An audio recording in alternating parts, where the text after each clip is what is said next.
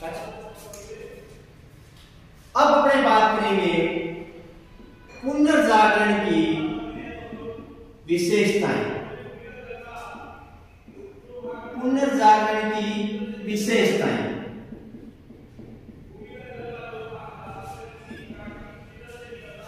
पुनर्जागरण की विशेषताएं निम्न प्रकार से हैं।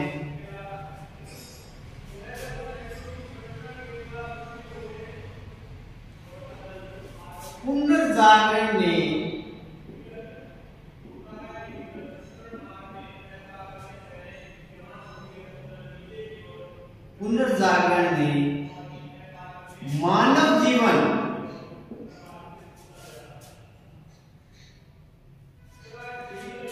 जीवन के महत्व को स्वीकार किया।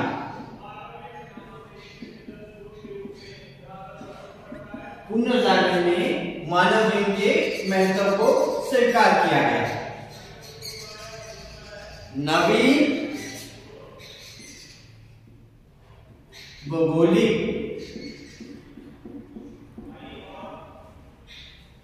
खोजें हुई। नए नगरों का निर्माण किया गया।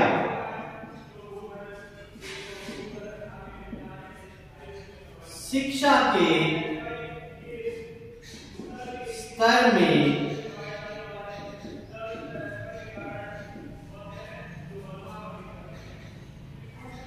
काफी सुधार किया गया।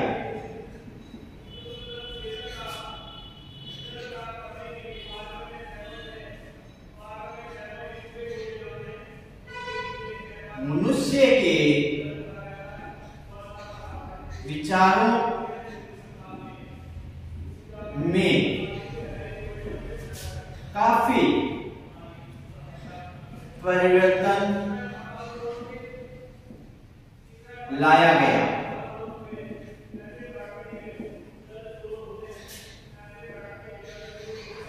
इससे व्यापारिक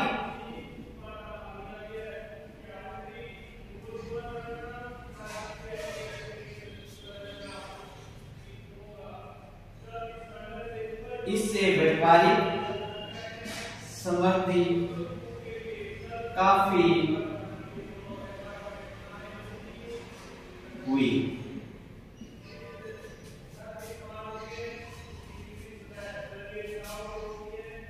पुनर्जागरण ने मध्ययुगीन मजहब और परंपराओं के नियंत्रण से मुक्त होकर चिंतन की विचारधारा को बढ़ावा दिया। इसने चिंतन व विकास की विचारधारा को प्रोत्साहन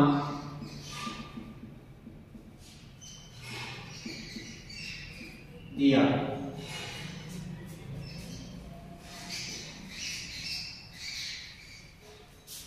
प्रादेशिक भाषाओं एवं लौकिक साहित्य का विकास हुआ।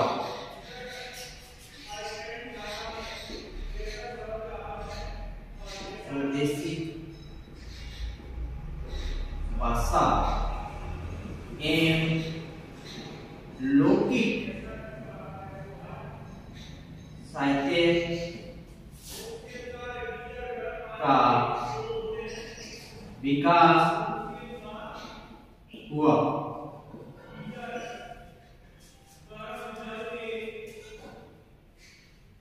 विचारों की पुष्टि के लिए नवीन प्रयोगों पर बल दिया गया।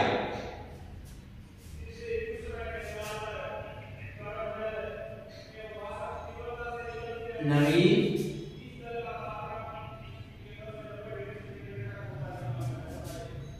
प्रयोगों पर बल दिया गया।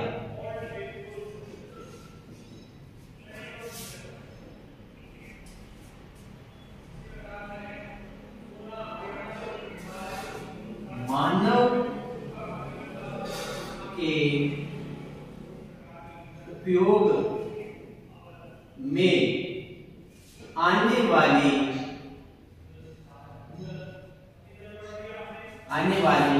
अनेक वस्तुओं का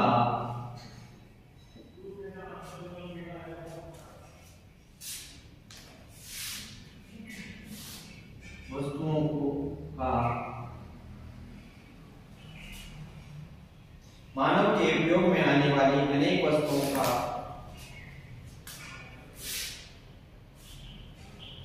आविष्कार किया गया।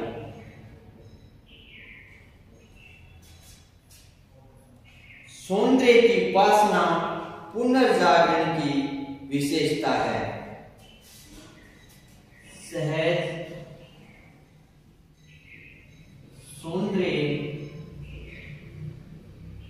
की उपासना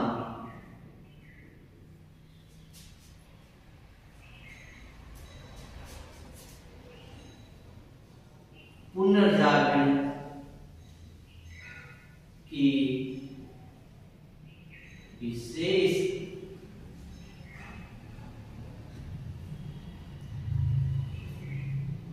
विशेषता है।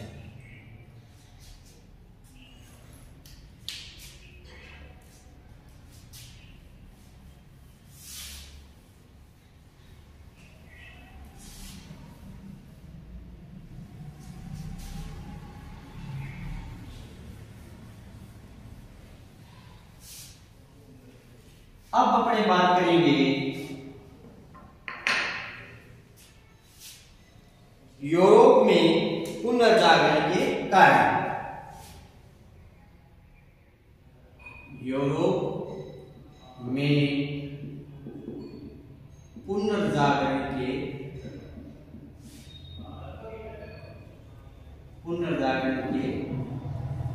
कारण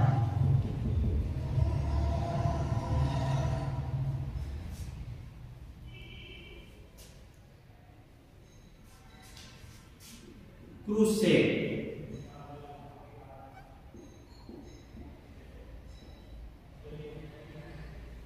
सर्वप्रथम अपने बात करेंगे क्रूसेड के बारे में। क्रूसेड से तात्पर्य ईसाइयों व मुस्लिमों के मध्य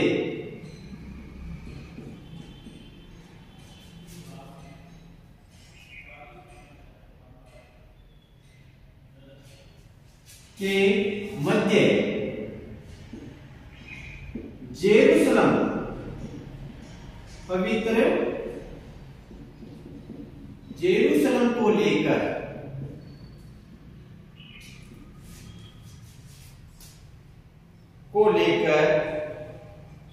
11वीं शताब्दी से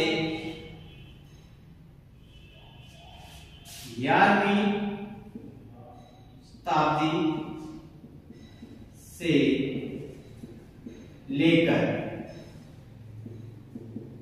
13वीं शताब्दी तक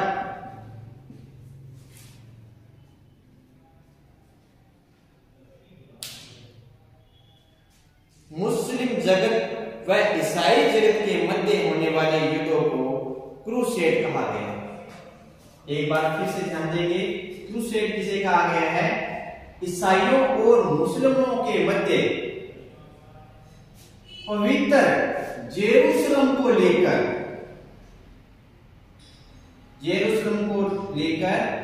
ईसाइयों व मुस्लिमों के मध्य 11वीं शताब्दी से लेकर 13वीं शताब्दी तक जो युद्ध लड़े गए वे क्रूसेड कहलाते। क्रूसेड के कारण यूरोप वासियों का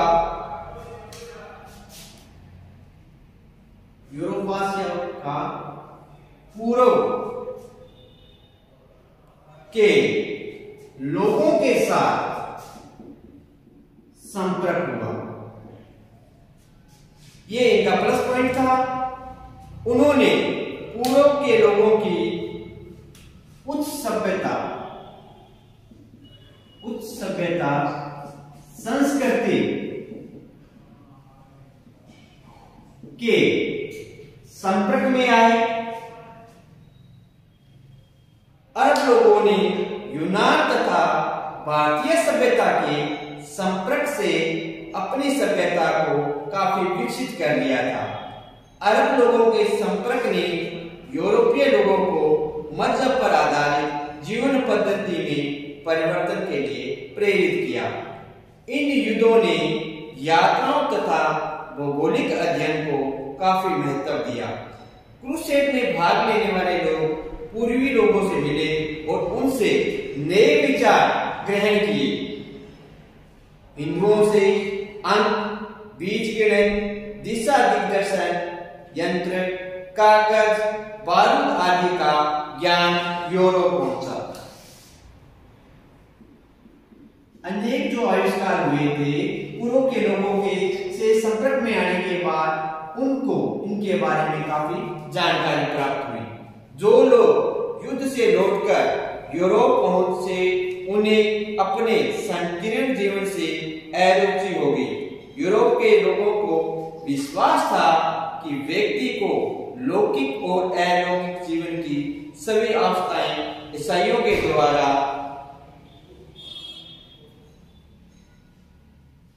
पूरी की जा सकती है। लेकिन पूर्वी सभ्यता के संपर्क में आने से नवीन अनुभव प्राप्त करके लौटने वाले लोगों ने इस विचारधारा को बदल दिया, जिससे लोगों का मस्तिष्क पर चर्च का अत्यधिक प्रभाव था, वो धीरे धीरे हटने लगा। व्यापारिक समृद्धि, अपने पीछे बात कर चुके हैं। व्यापारिक समृद्धि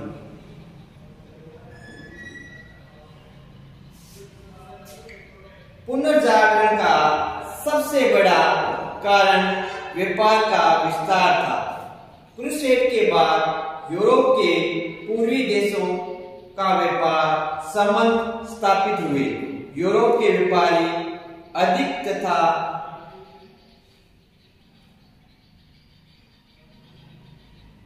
उससे ज्यादा लाभ प्राप्त करने के लिए जेरूसलम, एशिया माइनर होते हुए पूर्वी देशों की ओर आने लगे। चर्च प्रतिबंधित जलमार्गों का उपयोग किया जाने लगा, जिससे व्यापार में काफी बढ़ोतरी हुई, जिससे इन्हें नई नई संस्कृति के बारे में जानकारी प्राप्त हुई। व्यापार से ही इन्हें अनेक खोजों के बारे में जानकारी प्राप्त हुई। यहाँ पर व्यापार करने के लिए लोग आने जाने लगे, उनकी संस्कृति के संपर्क में आए, और इसके अलावा जो लोग आते थे वे अपने साथ कई पवित्र ग्रंथ भी लेके आए, जिससे इनको क्या है, ज्ञान की प्राप्ति हुई।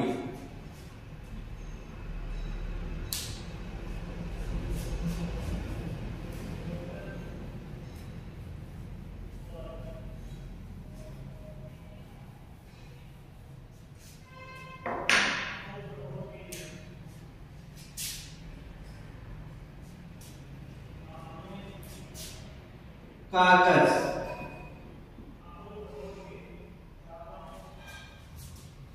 और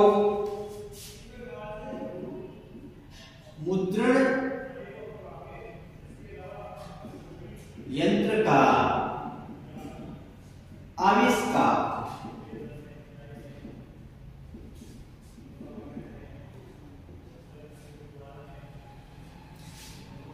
यूरोप वासियों ने कागज बनाने की कला मध्यकाल में अरब वासियों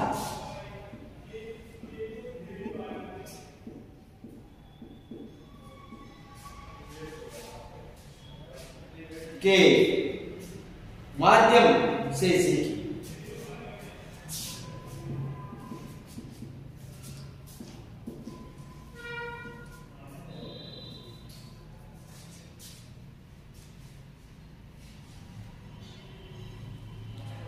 15वीं शताब्दी के मध्य में जर्मनी के उदेनबर्ग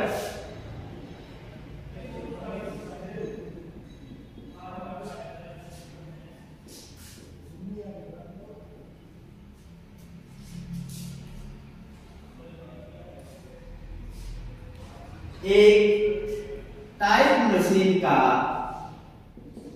आविष्कार किया।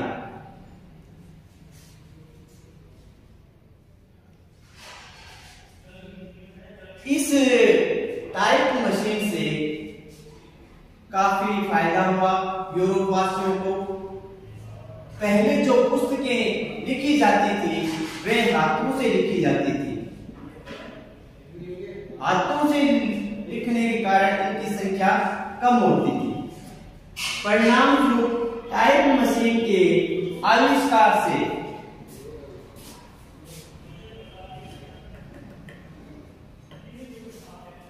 अब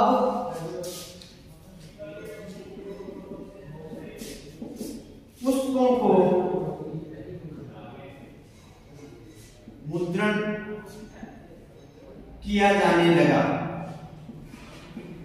जिसके परिणाम स्वरूप इसमें पुस्तकों की संख्या में काफी बढ़ोतरी हुई।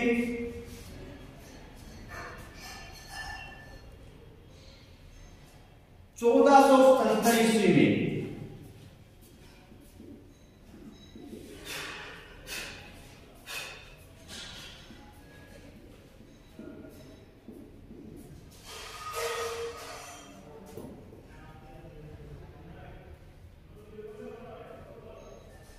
कैक्सटन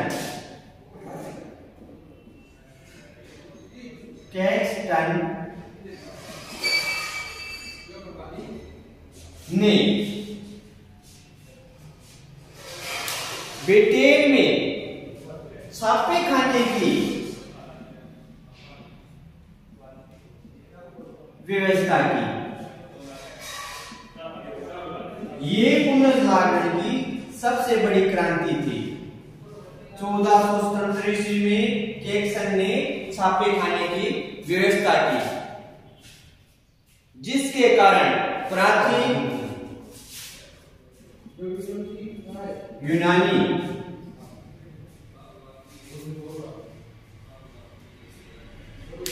व रोमन साहित्य का प्रसार एवं नए विचारों का यूरोप के जन जन तक पहुंचाना अब सरल हो गया। पुस्तकों में ऐसा लिखा है कहकर अब सामान्य जन को गुमराह नहीं किया जा सकता, क्योंकि अब आवश्यकता पड़ने पर आम व्यक्ति पुस्तक खरीदकर उसका अध्ययन कर सकता था और उसे नवीन जानकारियां प्राप्त हो सकती थी। इसके अलावा संस्कृति के बारे में भी जानकारी इन पुस्तकों द्वारा मिल सकती थी। इस प्रकार कागज एवं मुद्रण यंत्र पुनर्जागरण के प्रसार में महत्वपूर्ण सिद्ध हुए। कागज और मुद्रण यंत्र है, यह महत्वपूर्ण सिद्ध हुए।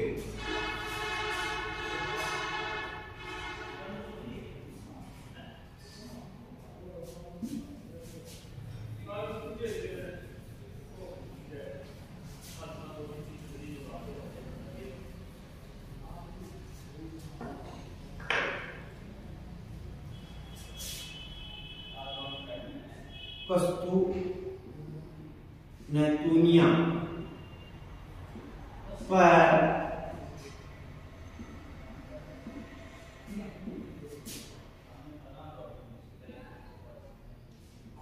तुर्की प्रभाव।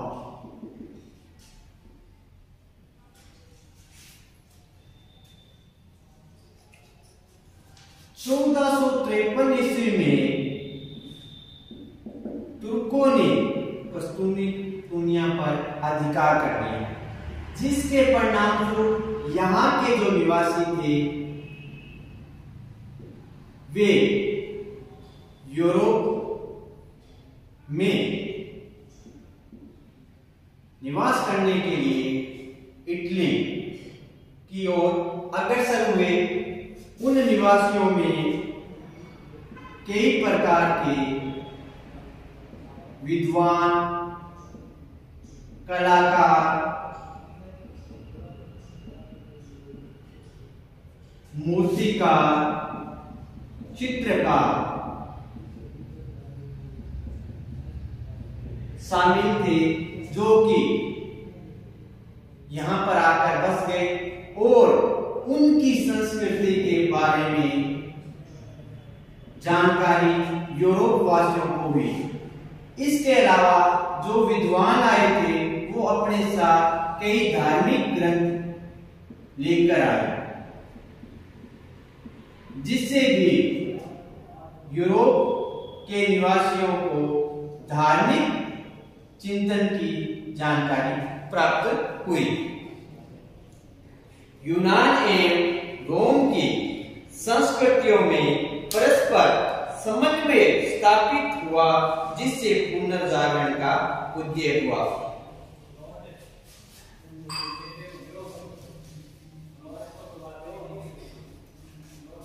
मानवतावाद का विकास।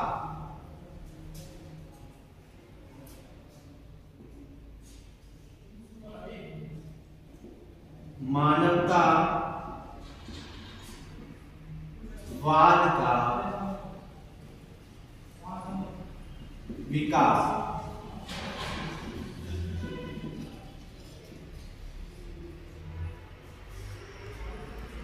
पुनर्जागरण का अन्य प्रमुख कारण मानवतावाद माना जाता है। मध्यकाल में मानवतावादी लेखकों को चर्च के स्थान पर जीते जागते मनुष्य और उनकी खुशियों व गमों में दिलचस्पी थी। मानवतावादी दृष्टिकोण ने पुनर्जागरण को काफी सहारा प्रदान किया। अब लोगों का चिंतन का केंद्र बिंदु मनुष्य बन गया था तथा मानवतावादी जनता को सहयोग दिया। पहले जो लोग पोप की ओर आकर्षित होते थे, अब वह साधारण मनुष्य की ओर आकर्षित होने लगे, जिसके परिणाम स्वरूप प्राचीन रोमन और यूनानी साहित्य पर जोर दिया गया। मानवतावाद का जनक माना जाता है। उसने अंधविश्वासों एवं पाद्रियों की जीवन प्रणाली की खिल्ली उड़ाई।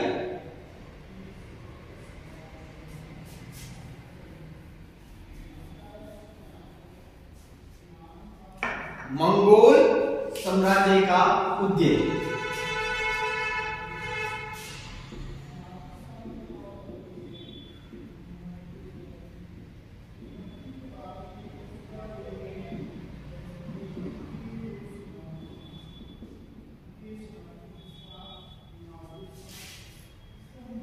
विशाल मंगोल साम्राज्य के उदय से एशिया और यूरोप के बीच संपर्क स्थापित होने में पुनर्जागरण को बड़ी प्रेरणा मिली। मंगोल नेता कुबली खान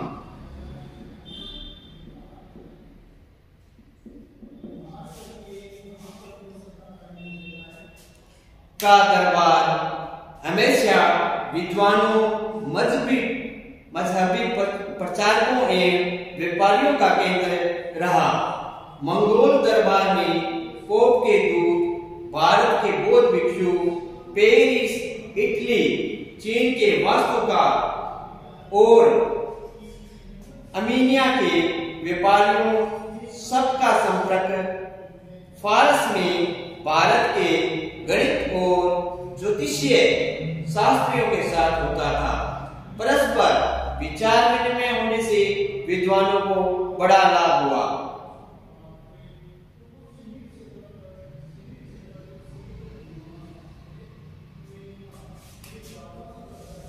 मंगोल दरबार था, उसमें अनेक विद्वान, लेखक, गणितज्ञ, ज्योतिष्य, वैज्ञानिक से भरा हुआ था। परिणाम स्वरूप इससे उन्हें अनेक नवीन जानकारी प्राप्त हुई, जो कि पुनर्जागरण में काफी सहायक सिद्ध हुई।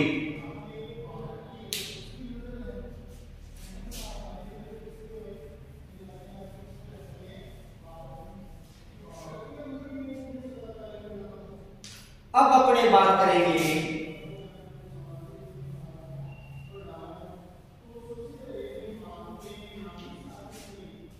पुनर्जागरण का प्रभाव।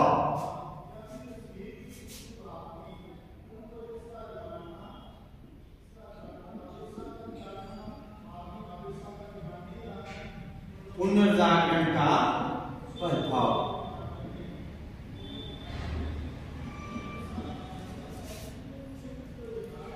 पुनर्जागरण काल में पुराने से सामंजस्य कर नवीन के निर्माण की शुरुआत हुई, जिसने साहित्य,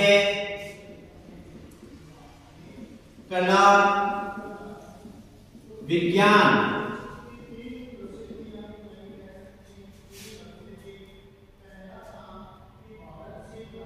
ही नहीं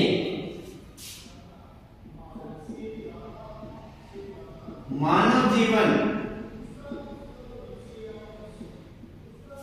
जीवन के हर पहलू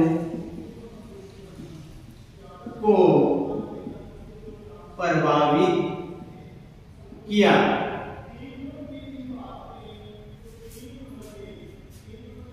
पुनर्जागरण का प्रभाव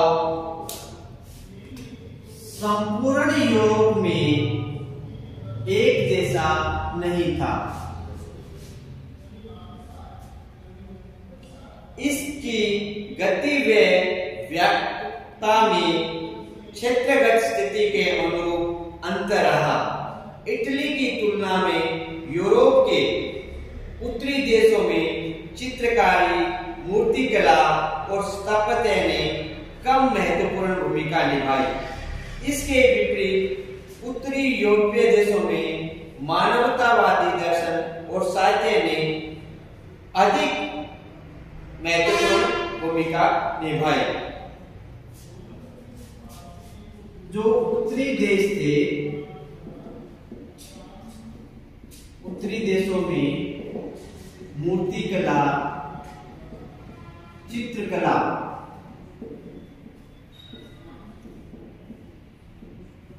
ने अपना प्रभाव कम दिखाया, जबकि उत्तरी देशों में मानव चिंतन की विचारधारा ने अपना व्यापक प्रभाव छोड़ा।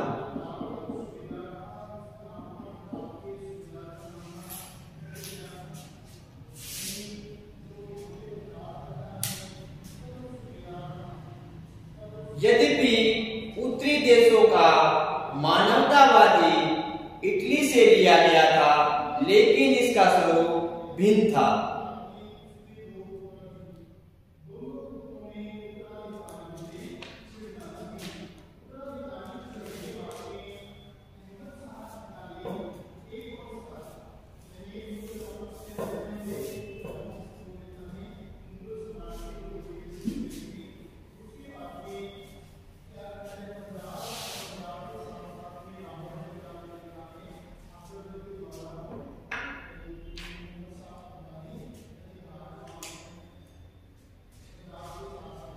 यूरोप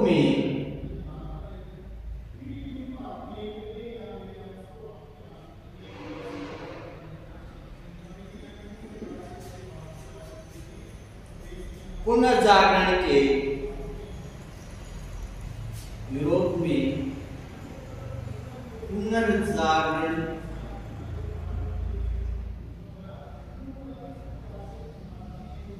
के प्रभाव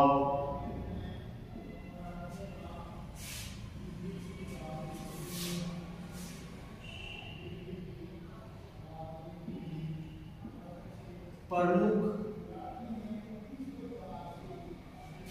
प्रभाव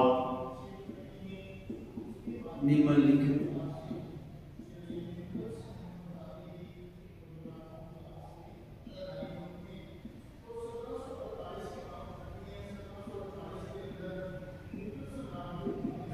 थे।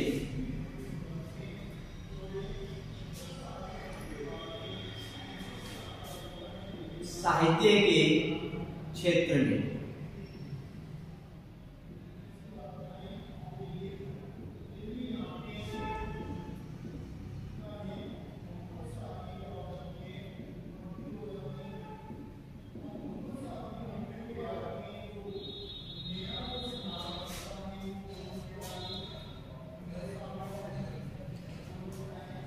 पुनर्जागरण के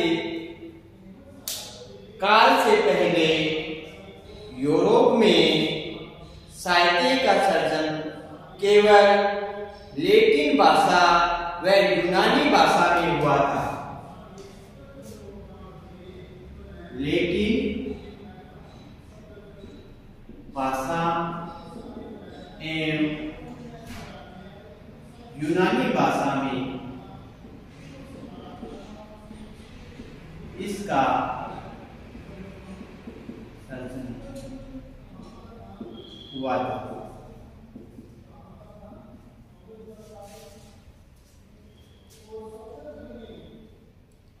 देशों व क्षेत्रीय भाषा असभ्य मानी जाती थी। देसी भाषा व क्षेत्रीय भाषा उस समय असभ्य मानी जाती थी।